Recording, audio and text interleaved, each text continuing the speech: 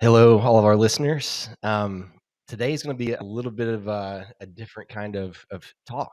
With the November 5th election right around the corner, we thought it'd be highly relevant to touch on how data impacts the nonprofit and political sectors. So that's why we're thrilled to have Heather Philpott, Executive Vice President of More, joining us today. More is a leader in marketing, data, and fundraising services, particularly for nonprofits, and that includes political organizations. Heather has a wealth of knowledge. Had a chance to really get to know her at a conference a few weeks back on how data is driving change in this space, from mobilizing voters to supporting kind of cause-driven campaigns. So whether you're interested in the intersection of data, nonprofits, or and politics, or just curious how insights are shaping election outcomes, stick around. You will want to hear what Heather has to say. So, Heather, we're so excited to have you on the podcast. Why don't you give us a snapshot of your background and how you came to your role in More? Awesome. Well, thank you, Dustin and Kyle, for having me. I'm super excited about our discussion today around all things big data, AI, and of course, my favorite subject, politics, and the intersection of all of those things. Um, but my experience in the realm of data and analytics stretches back more than 15 years, and I've been strategizing with political campaigns and nonprofits on how to maximize their revenue through the use of data driven solutions, predictive models, primarily within their fundraising programs. And this campaign season will actually mark my 20th year working in politics and my Wow. fifth presidential campaign. Wow, Which, congratulations. yeah, Yeah. yeah, it's pretty cool.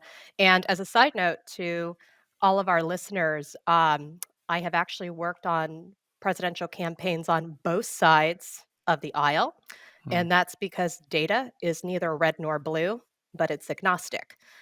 So it is a fun. It's fun to see how both sides are leveraging data and strategy within their campaigns. Wow, that's awesome. And what a great background there. And I'm sure you've got some amazing stories to tell along the way of that, especially kind of crossing the aisle and some of those efforts. But before we get into kind of more specifically, some of the stuff around the election and stuff, in the breadth of your time there, going back 15 plus years, talk a little bit about the role that data has played and how you've seen that morph, over the past 2 decades. How much time do we have? Take as much as you need.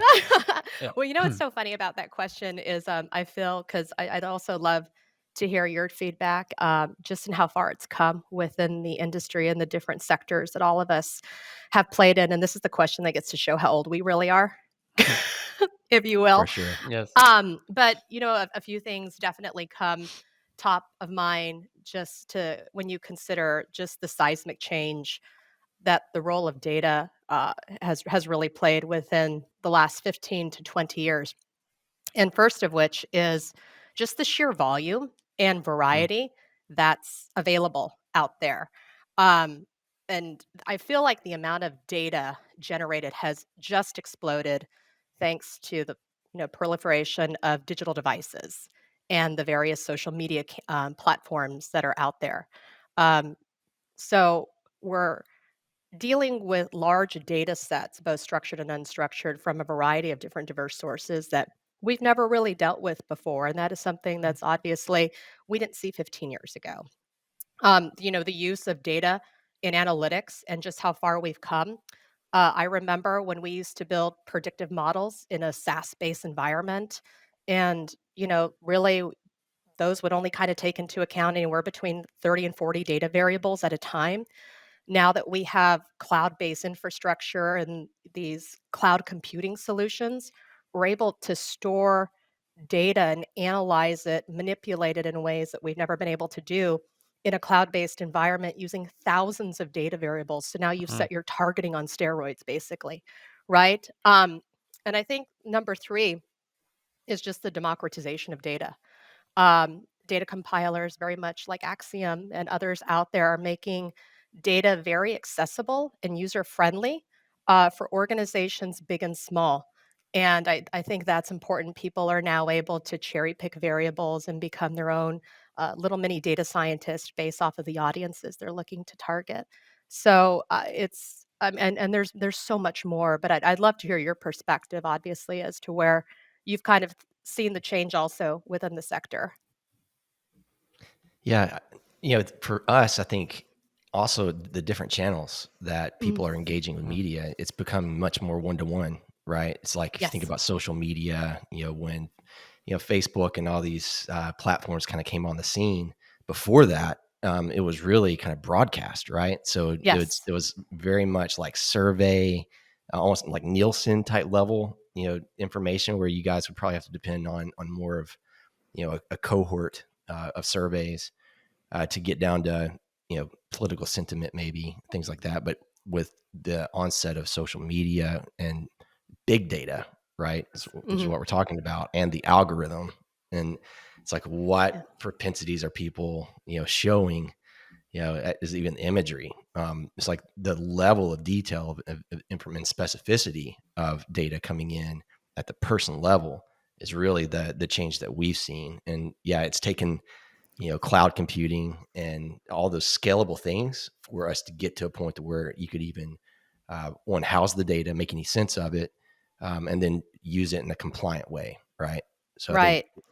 there's just a lot of things that have kind of come together to get us to where we are today. And it's like I want to say back in you know I would say the last two election cycles, right? It's the first time I started hearing, well, this campaign, the reason they won is because they leveraged a data strategy, or it really impacted the results, right? Right. Whether it's social media or whatever. So those are just kind of some of the things that I've just observed. Yeah, and just to layer onto that, it seems like the movement with that from more of a kind of outbound messaging to more of a discourse, because you're getting those real time feedbacks. So, like where Dustin was saying, historically, it was kind of batch data on the back end. You pull it in, it may be months old, process it, make some decisions, and then push outbound. Some messaging associated with the campaign, but now with the integration into social, leveraging a lot of these real time signals and the ability to crunch all of that in time frames that In real used to time, just almost. right Yeah. blow Yeah. your mind, and now Hmm. it's like, oh no, yeah, we can do that, and literally, whether it's pivot or just, certainly refine the messaging or the targeting for a very specific geography or a very specific topic in real time, back again at that people level, really has changed the whole kind of strategic messaging component to a campaign, it seems. Well, and you hit upon a critical point, especially as it applies to politics, Kyle, because really the entrance of predictive AI really entered the scene back in 2008 with President Mm. Obama's campaign. And the tactics that that campaign was employing is really just standard fare now, within how we're operating within the political sphere now. But back then it was so cutting edge. The implementation of the algorithms and really running very key strategic decisions through these very complex algorithms based off of um, voter turnout, voter engagement, where to position a ground game, and all of AI and big data and analytics played a very front and center role in all of that. Now you also have these regional plays, right? The swing states. So I think data becomes a really critical factor now. It seems like way more than it used to on kind of where you spend on your media, right? It's like where does it matter? I know in some states, people are like, where are the political campaign ads? It's like we're right in the middle of, and I can't imagine what it's like in some of those locations or states, right? That it seems to be, there's no statistical significance on who's got the lead. It's like that's where people are really trying to focus, right? It is, and kind of going back to what we had touched on, really, earlier in the conversation is, you know, the type of data that is available. is allowing targeting to be put on steroids. So I'll go back once again to the 2008 election, because it was the first time in a presidential election that the majority of the voting age population engaged in political dialogue Hmm. and education discourse in the social media channels. That had never taken place. We'd Hmm. normally marketed to voters and engaged with them for both fundraising and GOTV within more traditional channels, your direct mail, telemarketing, and of course, linear television, both cable and broadcast. And now you have the digital channels are now playing a very front and center role in the type of data and the digital exhaust on the behavioral side that you are now able to gather and collect is able to really build more of a 360-degree complete picture as to who these voter audiences are that you are really targeting. And again, President Obama's campaign being able to capitalize on all of that and say, hey, okay, how are we leveraging all of this data that's coming in so now we can really produce true hyper personalized one-to-one marketing via email, via social channels, and all of that. And again, that is something that really revolutionized the way that we market to folks politically. Hmm. Yeah, so this kind of brings about an interesting thing, and honestly, I'm not super steeped in the inner workings of like the political ecosystem, That's and good, so Kyle. You don't want to be. yeah, I'll leave it to the experts. Um, but the aspect that there's really two primary functions going here, right? There's fundraising, Yes. which is an aspect of getting investment from the general populace, your constituents, to help then drive some of these messaging strategies that you're talking about. So you almost have a strategy within a strategy, right? Your fundraising strategy to drive the other strategy. Talk to me a little bit about the difference of those. Do you approach those differently at all? Is there a different mechanism by which you go about that, or is it really just tuning, your algorithms and particular, targeting methodologies, depending on which kind of path you're going down? We um, we absolutely target them differently, because anyone who is a donor has basically bought in with their wallet. Hmm. You know what I'm saying? There's no Yeah. need to convince them. They're also going to show Hmm. up to the polls to vote for you, so you get a twofer out of it. On the voter engagement side, what we're looking to identify is who can become a likely donor, who can we drive emotionally based off of the issues, and now get them to take the same action, and make that conversion of the wallet, if you will. And so we're absolutely communicating with them differently. Once a donor lands on a candidate's house file, what we're now looking with is propensity. How often now can you give, and at what capacity can Hmm. you give? So the metrics are much different once a conversion takes place. So yeah, and obviously you're fostering a relationship, you're engaging, you're building community with a voter that has not yet become a donor, but we're really hoping that that takes place. So to kind of go back on something you talked about earlier in AI, it really doesn't matter what industry you're in. AI is absolutely a hot topic. Right. Uh, we've all experienced AI already in social media. But talk about the way it's making a difference in political decisioning and operating efficiency. So just AI specifically.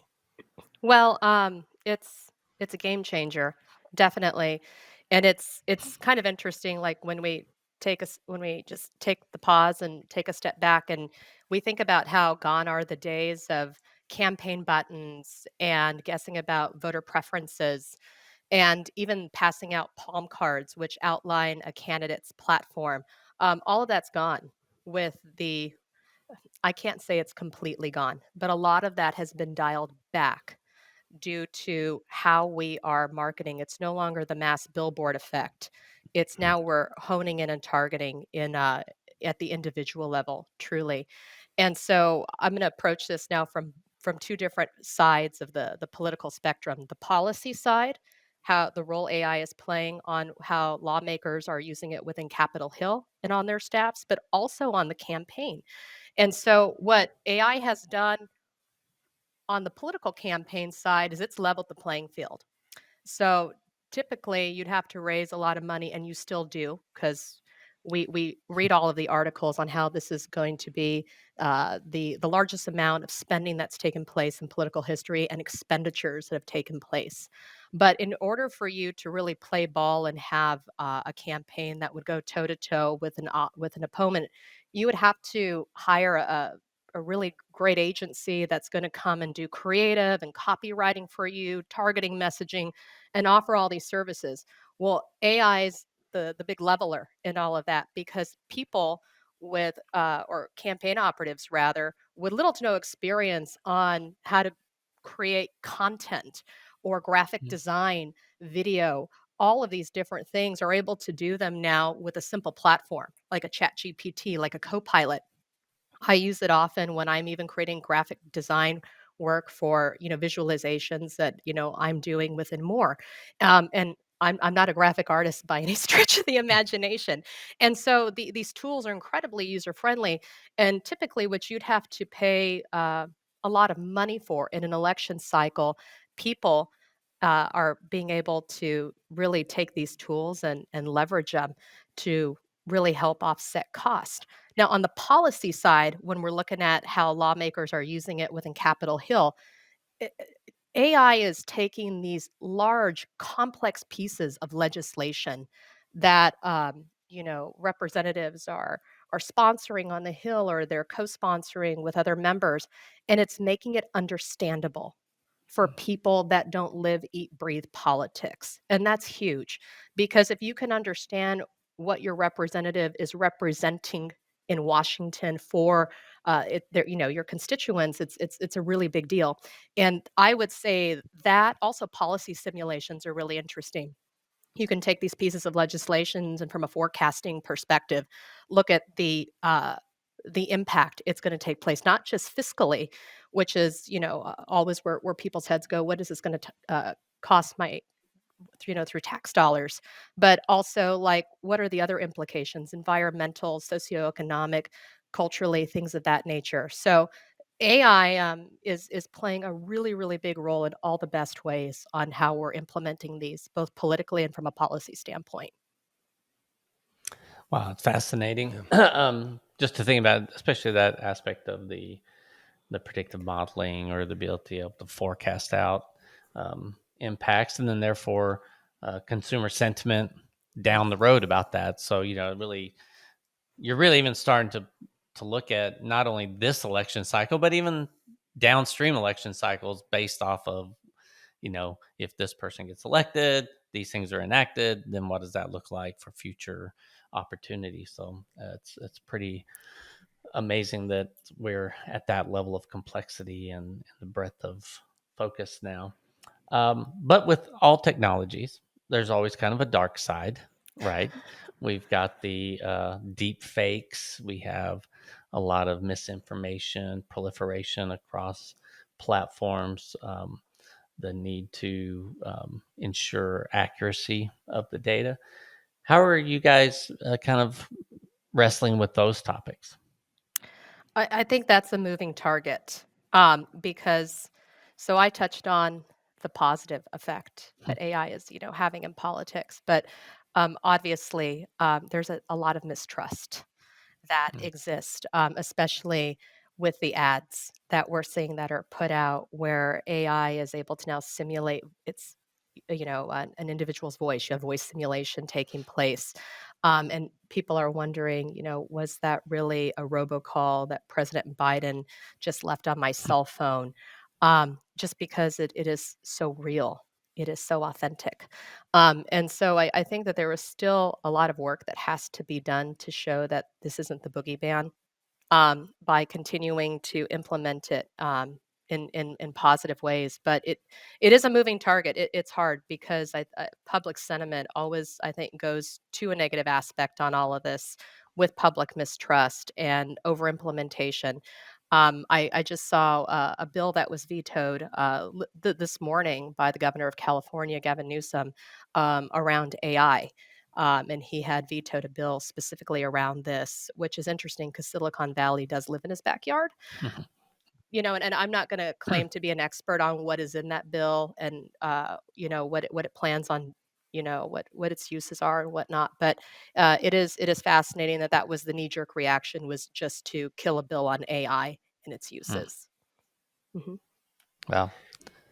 Yeah, and I mean, there's so many hot topics, obviously that are front of mind, on for every American, leading into the November 5th. And, inflation and the cost of living, things like that are definitely one of them. And, I know when it comes to fundraising, that has to have some of an impact. But what are you seeing there on your side? Are you seeing kind of some of the economic factors playing effect, or are people so like concerned that they're donating anyway?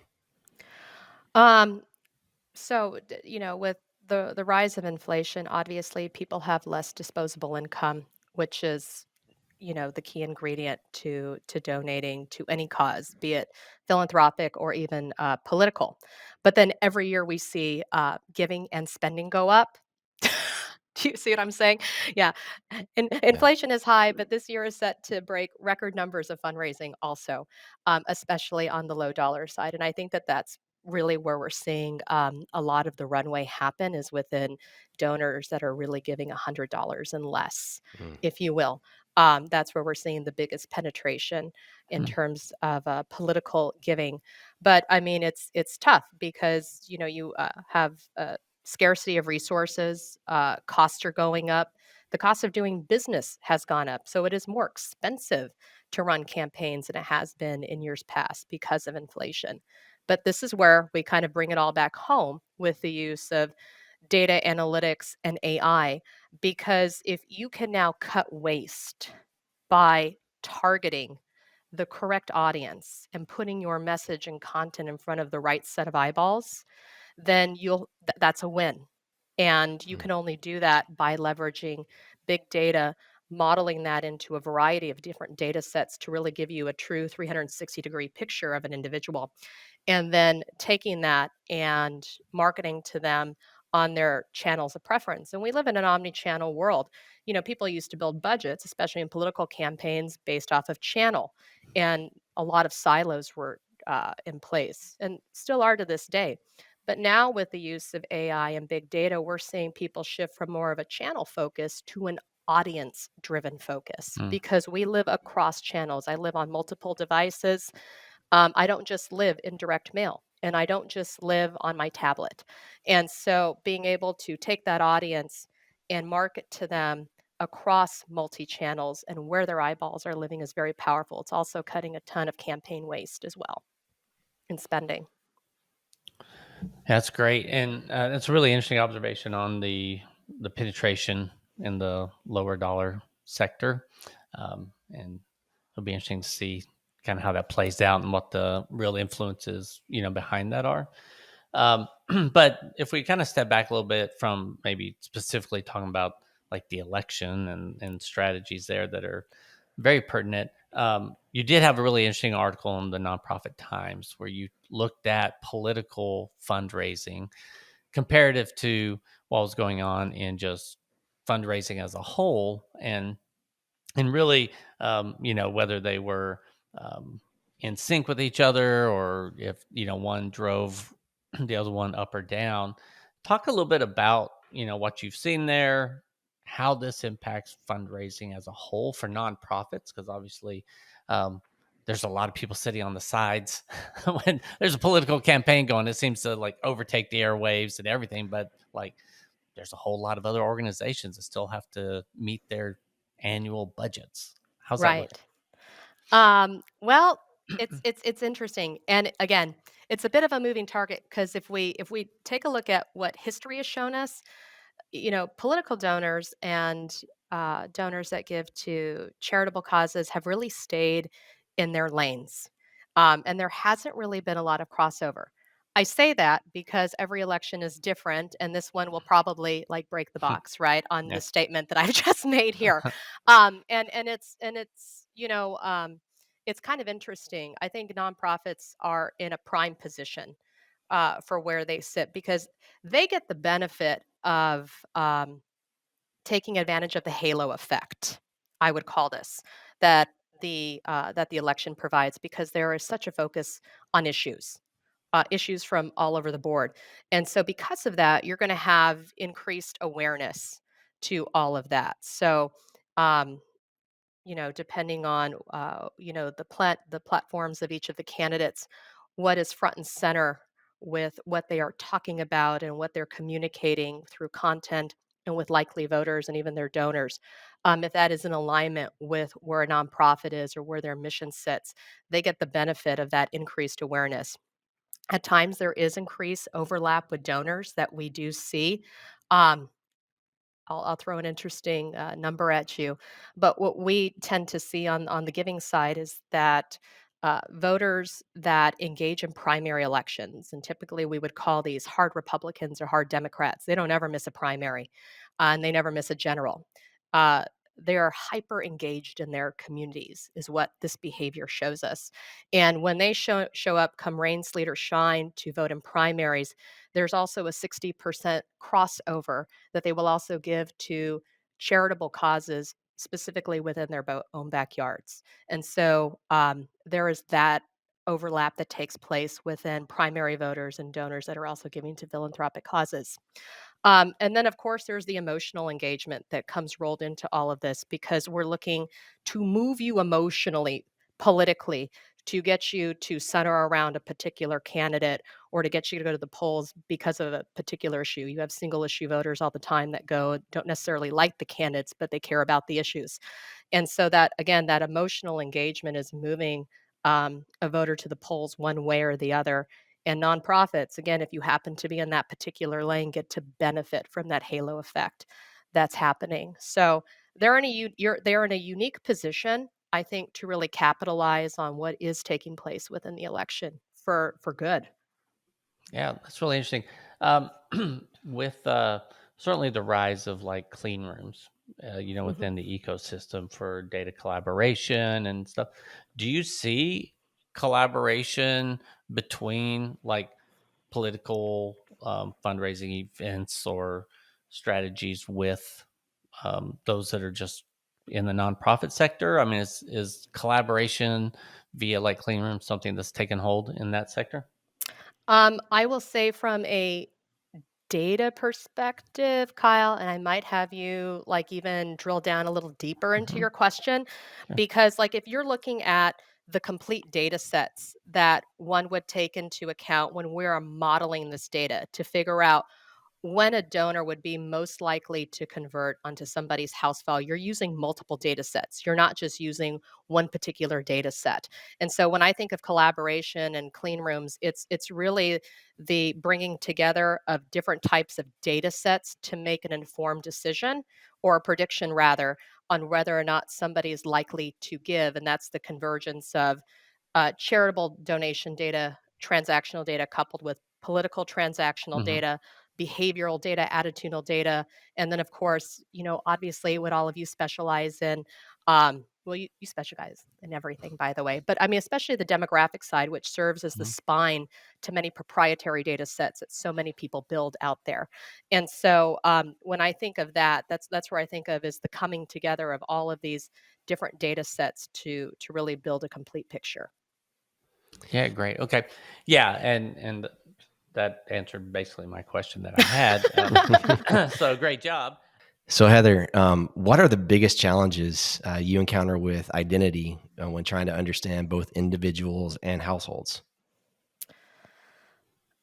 Data resolution and identity is it's a big issue to really wrap your arms around, because it really ends up being the foundation for how you are marketing and whom you're marketing to when we're looking at both the individual and the household level.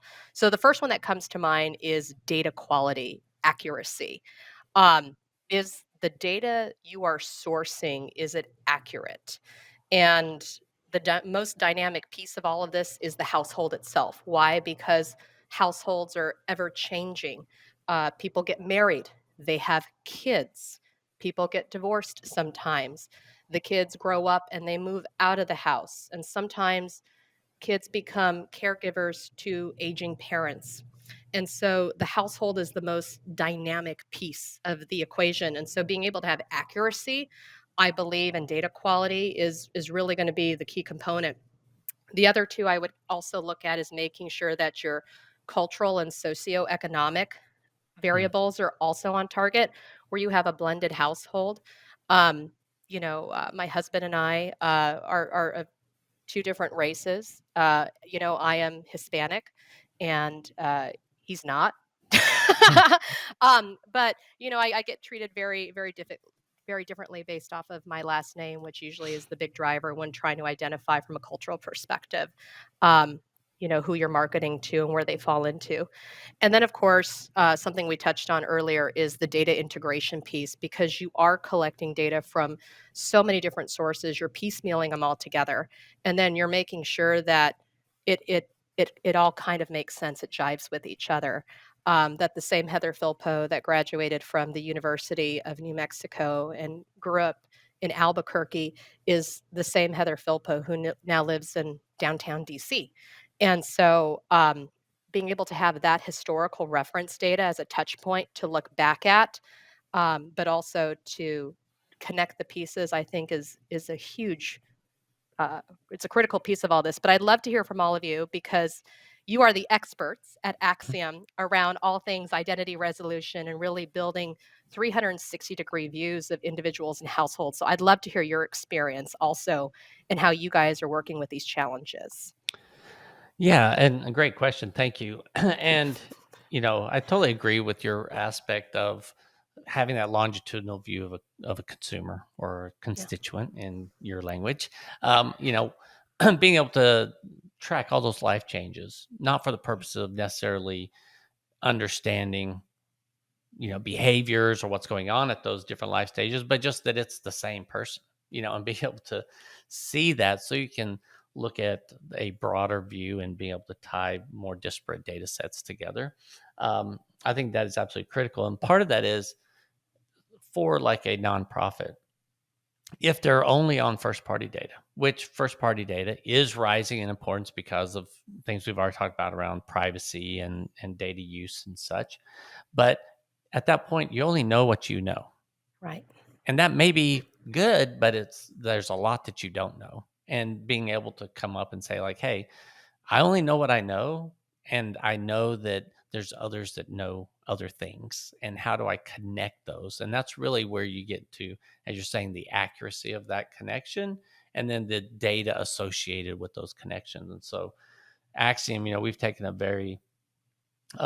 long journey in really mastering those capabilities, both on the referential side, which is our census scale ID resolution capability that says, like, yes, we understand Heather Philpo across those various life stages and events, that we can still put the right identifier against that, as well as at a household level, not just individual, but household.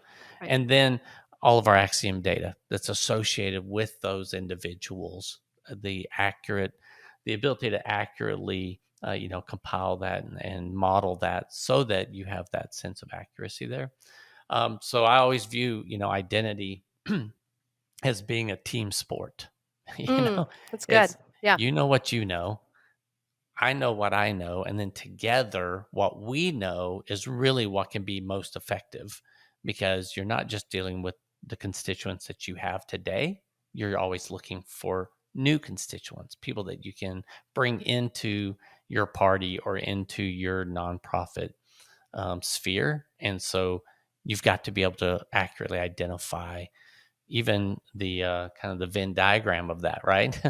Right. Where is there overlap where it's someone that I already knew that I just didn't know well enough, or it's somebody brand new? So to me, that's, identity as a team sport is kind of where I land. Avoiding that myopic view of data because you're just hyper focused on your own first party data sets. Yeah. Okay, Dustin, you Dustin. have to say Yeah. something because Kyle Yeah. answered the question. So, yes. I was just sitting there thinking, as Kyle was talking and just thinking about, the topic of, the political side of things, at the household level, you know, now you feels like more than ever, you probably have a lot more of these kind of split households, right? Yes. It's like you Oh, yeah, can't treat any household in one color, and exactly. so it's like marketing to a household's got to be interesting on kind of how you guide and strategize with a party, right, on what your message should be, because you're going to have potentially a lot of households where you got a differing of opinion on leading topics. Like, not to throw it back, but I mean, is that something that you guys really think about before you build a strategy out and at the household level?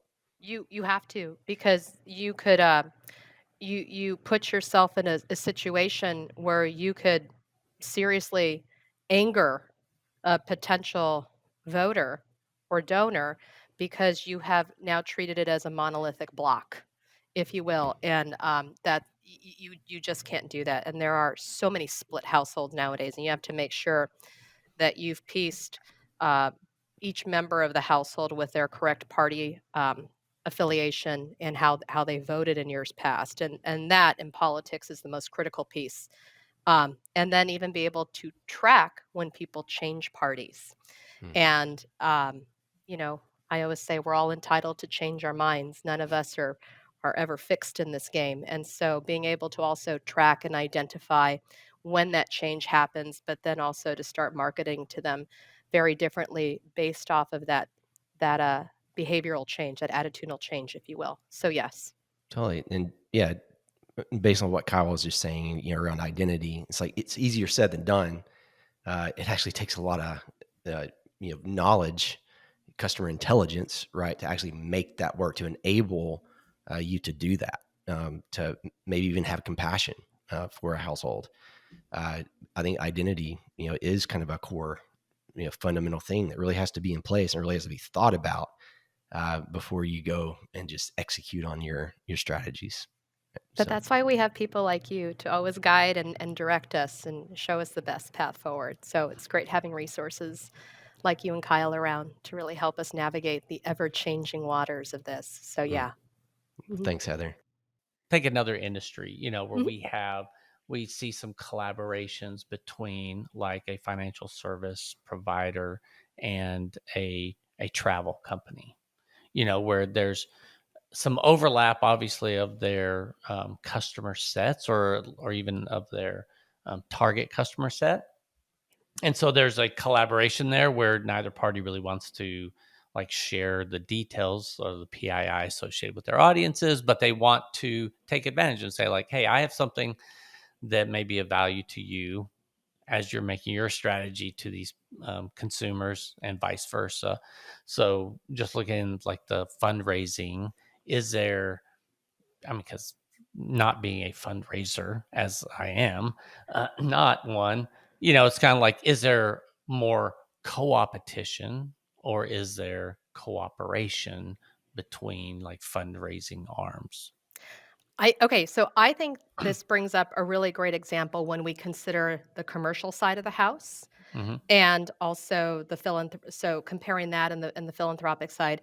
And I think about the ads I get served both, on linear television, but also on streaming, connected TV and OTT. And I look at, I'm going to pick a brand out of the sky, but say McDonald's.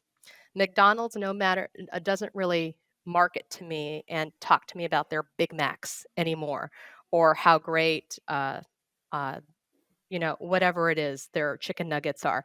What they do like to tell me is that the Ronald McDonald House has helped over 1 million families Mm. this year that were in need of room and board because their child was going through an intensive surgery within their community.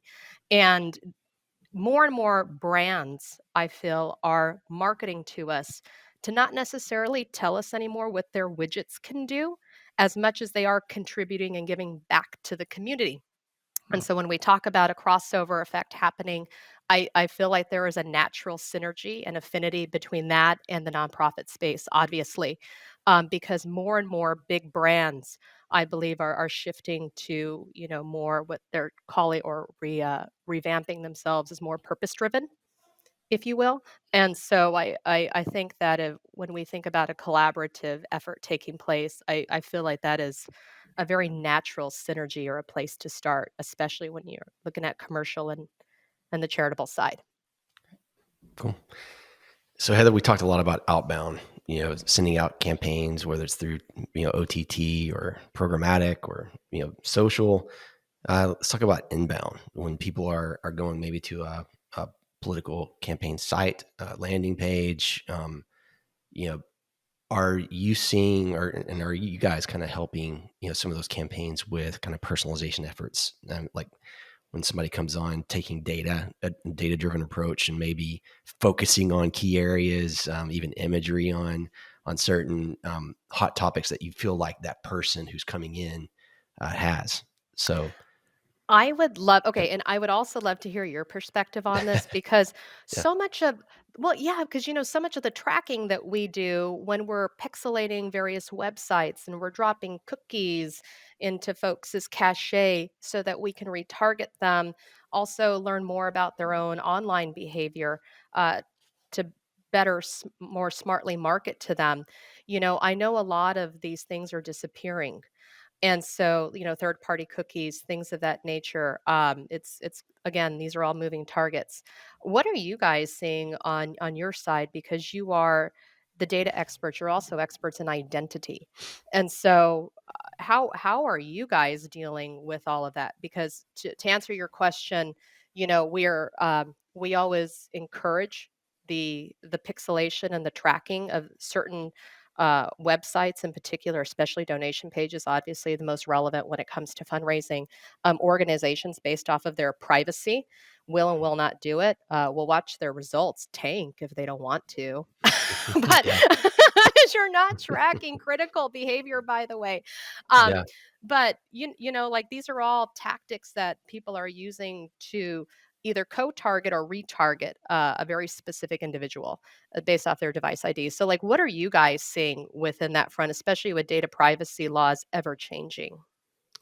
Yeah, I mean, we're definitely seeing a shift to first party data becoming way more important. So having Mhm. mechanisms in place for, say, a party that should collect its own first party data whenever they're engaging with an owned media site, for instance, across any landing page, making sure that you're making use of every engagement, Yeah, and then persisting that over time with consent, being very transparent. A lot of I think we're up to 18 states now, uh, where there is consumer privacy regulations in place right. on what you can and can't do with consumer data and how much transparency you have to show. So, but I think first party, we're definitely seeing a shift in first party. And then, Kyle and I like to say, even though Google didn't deprecate, third party cookies, the industry's kind of moved on. So, there are these kind of cookieless capabilities to get back to insights. Right. That can be done in a secure, privacy centric way that doesn't put the consumer at risk, who's like engaging, but gives them a better experience, and doesn't put the brand at risk, right, of doing something Right. with data that they shouldn't. And I think clean rooms are absolutely a part of that. You're seeing places like Trade Desk, and our listeners have probably heard this from us 1,000 times. But again, it's relevant to this industry, right? And you're Right. bringing it up. It's like this isn't just for profit. This is nonprofit. We're all people. We engage in different things. I love my McDonald's, but I also love to the areas where I love a cause, right? My heart melts when for puppies or whatever, whatever that is. Do you love Um, chicken nuggets, though? This is what I want to know if we can continue to be friends. you know, I, Yes, I to, do. to be honest, Okay, great, Kyle. You pass. it depends on the chicken nugget. So I'm much more, I'm a quarter pounder guy myself. I Okay, mean, I've done it for years. So yeah. And yeah, I don't know what that says about me. I'm a loyal quarter pounder eater. we're gonna run it through But Copilot to see yeah, later. Yeah. totally. But yeah, I mean, we're seeing all these different technologies in place, and yeah, I would, you know, find it interesting to see if the same tactics that for profit companies are leveraging if nonprofits kind of maybe using some of those same things on inbound, right?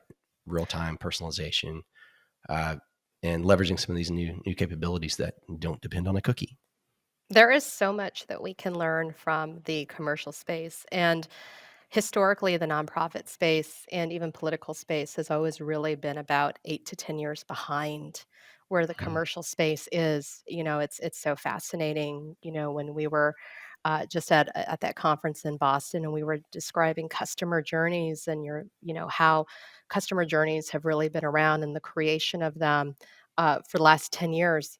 In the nonprofit space, what we are calling donor journeys Mhm. are just now emerging and really becoming more front and center over the last few years. And this is a tactic, cultivation tactic that's been in existence in the commercial space, like I said, for the last 8 to 10 years.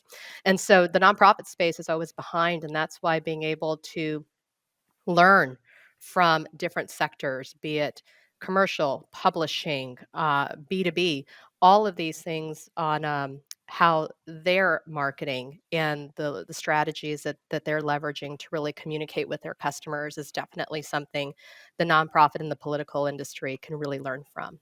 Hmm. Yeah, I think it's interesting because, um, as you're saying, uh, the nonprofit sector may be behind in certain strategies, and a lot of time that's because early adopting takes money and it takes investment to get there, and nonprofits usually tend to have a tighter focus on how they're spending money, really trying to maximize that, whereas on the commercial side you may have a little more flexibility. But as that become democratized and those capabilities become more widespread at a lower cost, then certainly the ability to pick those up and run with them within the sector totally makes sense. It is interesting though that on the flip though, I feel like some of the modeling and some of the targeting along with the AI use, it feels like in some, at least in the political and maybe in some of the nonprofit space, they're actually kind of more forward thinking than you've seen necessarily within just a brand, because there's maybe more at stake, or it is a more person based kind of interaction. What do you think? Well, we like to say that in politics, we're the first to love you and we're the first to leave you. Uh, and it Wow. has to, because it has to work. Because if Hmm. you, there's Hmm. billions of dollars at stake, and also the trajectory of the country. It's becoming commonplace now here that this election is going to be the most important election in history. I mean, how many times have we heard that over the last 10 years? And that seems to be the catchphrase for every election that now takes place, and there's some truth to that. uh, However, when you are dealing with electing the leader of the free world, right? And all of the consequences that come with that. Um, you better make sure whatever you're employing is going to work. So the idea of testing has become shorter and shorter. Um, and then rollouts becoming longer and longer. We used to have a gap in off cycle elections where people would kind of take their foot off the gas, allow people to breathe a little bit, stop the amount of fundraising peals that would go out. And that doesn't stop anymore. Hmm. You don't have breaks in elections. Um, and so I feel that voters and donors are always being bombarded with a lot of different content that is out there. But yes, in politics, they are the first to test, to experiment, and if it works, they'll roll into it big time. And so I will say that that's how they differ. The nonprofit sector is much more slow, much more measured, and it's, I Hmm. think, because of lack of resources. To your point, Kyle, they don't really have the same level of investment. Yeah. I would throw in that with especially this coming election, you have all these other countries outside of the U.S. that are looking at this way more than they would look at a quarter pounder at McDonald's. This like really matters to them, Yes, right? So maybe. so like yeah, it's like you have different countries looking at and saying, well, maybe one candidate is going to benefit us over another, right? So there's these thoughts of, well, how much are they investing in some of these ads everyone's seeing, and are they trying to throw the election? Are how do you guys handle things like that? And are there things in place to like know where the money's coming from? Wow. I'm also going to turn this question back at you. Yeah. Again, because I get to sit here and hang out with the experts today. Um, you know, but being able to put guardrails in place around, the individuals that you're targeting. I mean, we've seen the creation of bots, within the last few cycles, generating content that's very, very questionable, and again, misleading voters from a how they're consuming their news, where they're getting news based off of questionable websites. It's tough. It's tough because how do you regulate the World Wide Web, which is where much of this really lives and exists. I will say that what you can do, but you do have control over what you do have in your own backyard. I will say that. I think that that's probably where the biggest influence takes place is the data sets that you are leveraging. Where are they coming from? How are they being sourced? Mhm. How are they being managed, scrubbed, all of these different things? I feel that where you are getting that intelligence means something. Um, we are more as strategic partners with Acxiom in our own cooperative database solution, Simio. And I know that there are safeguards in place that whenever we come to you with data, that you're not sending us individuals that are 18 years and younger, or say people that are ex-cons that have gone to jail. There's a number of different things that you guys do before it gets to us. As the end user, to make sure that we're in compliance and we're doing what we need to do from a marketing standpoint. And so I guess I turn that back on all of you as to how are Mm. you all managing your large data sets? Because I've always seen you as the 800-pound gorilla in all things consumer fault data. And so how do you guys go about all of that? Yeah, well, great call out, and certainly ethical data ethical data use is right at the heart of Acxiom, and we've always um, taken a very um, thoughtful and wide ranging view of how to manage our data sourcing into our data products, right? And we don't just partner for the sake of partnering. We ensure that, we vet all of our partners. We do a deep analysis on their sourcing mechanisms. Where's their data coming from? Is it consented? Is it actually um, reliable? And so that comes into play when we start to look at our multi-sourcing strategies also, where we will Right. look for corroboration of data signals and be able to compile that uh, obviously across our whole historical breadth of our data. Right. So all of that comes into play. Where's the data coming from as well, right? Because we don't have a lot of direct consumer sourcing. We do it through a wide partner network, but we ensure that those partners are um, meeting the bar to say, on their privacy standards, their consent mechanisms, the data use agreements that we have with them, and the ability to bring that in and create um, data sets, like you said, that are um, ones that our customers can have confidence in, can understand that those um, are ethically sourced in a way. And that term, it's kind of interesting because you see that in other areas, right? Just like in products, like our diamonds or our beans or whatever it may be are We love ethically diamonds, sourced. Kyle. Yes. And you like them to be ethically sourced. And Exactly. and Yes. we take that same kind of mentality into data, even though it's something that's more digitally oriented. It still has the same, like, where's the provenance of that data? How's it being handled? Is it meeting all of our requirements? And then ourselves ensuring that we're managing to that. We've got very strong opt-out strategies so that consumers can engage with us and ensure that their data is being handled effectively, and the ability to opt out of that where needed, but also multi-sourcing so that we can meet those needs that you have, like being able to carve out certain populations that don't meet your criteria. So yeah. So is there going to be a collaboration at some point in the future between De Beers and Acxiom? Happy to. That might be a fun one, right? Quality of Uh, Really diamonds could. with the quality of data. I mean, yeah, there you go. You know, For sure. I I'll am lead going the to bring charge on in. that. There you go. There is a backstory our listeners don't know about. You know, my love for Little House on the Prairie. This is the perfect time to bring it in to the podcast. Yes. There's Yes. just something about that show that I've grown to love, and I think it does come around honestly about ethics, about people doing the right thing, right? And when we talk about ethical data, that's great, right? But having ethical people that manage that data and manage the processes and stuff, I think is like absolutely, if not more critical, because they're the ones that are kind of enabling some of these use cases. And I think at the end of the day, people want the truth, right? It's like that's what they want, to make decisions based on the truth. They don't want to be manipulated. Authenticity. They want Yes. authenticity. And I think that's what we're saying at the end of the day. It's like, let people make a decision for themselves, right? On what they believe based on the facts. And I think having practitioners, that are managing that process to get information in front of people is absolutely critical, more critical than ever.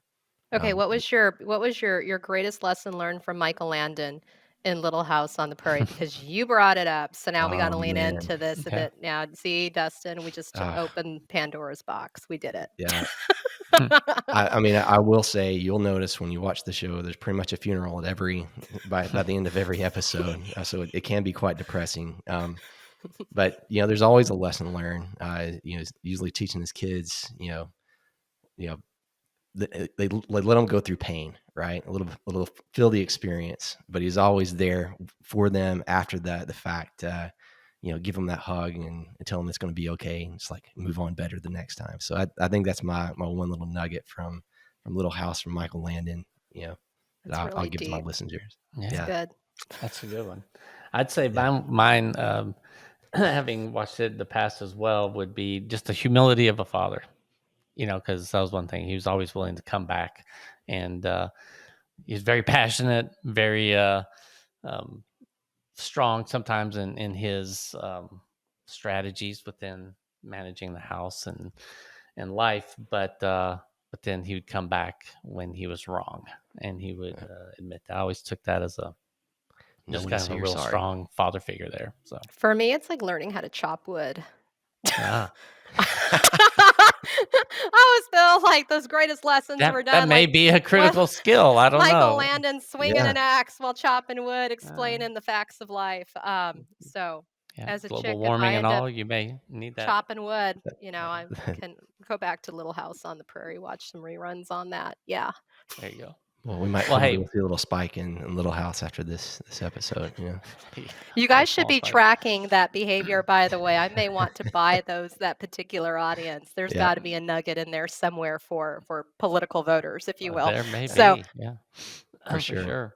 Well, But we are coming up to the end of our time. This has been a fascinating conversation. Again, it's on the edge of my area where I tend to play most of the time. So thank you so much, Heather, for your insights. It's obvious that you've got so much knowledge and experience in this space, and I thanks. know our listeners will be equally enthralled by all the discussion and some of the topics. We have been talking about AI. So we like to have kind of our final wrap up question, which is if we fed all the data about Heather, including whether or not she watches Little House on the Prairie, into AI, what are the 3 words it would produce to describe you? Ooh, that's a really good question. That's a scary thought, by the way. Yeah, running all the data about Heather into AI, and what would it come up with? I guess. All right, you're putting me on the spot. I guess if there were 3 things that would come back with about what would best define Heather, I would say strategic, um, inquisitive, and the third, fearless, tenacious. love that. Yes.